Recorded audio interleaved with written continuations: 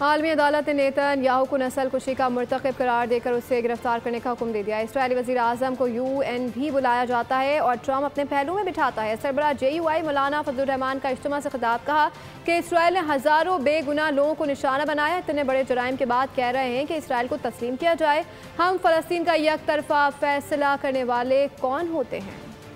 अदालत इंसाफ ने इस्राईली वजीर आजम नेतन्याहू को इंसानी मुजरिम करार दिया है, इंसानी नस्ल कुशी का मुर्तकिब करार दिया है और उसको गिरफ्तार करने का हुक्म दिया है। ऐसे मुजरिम को अक़वाम मुत्तहिदा में बुलाया भी जाता है, उनकी तकरीर भी कराई जाती है और ट्रंप साहब अपने पहलू में बिठाकर उनसे मीटिंग भी करते हैं, प्रेस कॉन्फ्रेंस भी करते हैं। वो लोग कि जो भूख की वजह से शहीद हो गए, कि जो बीमारियों की वजह से शहीद हो गए, जिनको ग़िज़ा न मिली, जिनको दवा न मिली और उन्होंने अपनी जान आफरीन के हवाले की, जहां 1.5 लाख तक लोग बेघर हो चुके हैं। इतने बड़े जराइम के बाद आज आप कह रहे हैं कि इसराइल को तस्लीम किया जाए।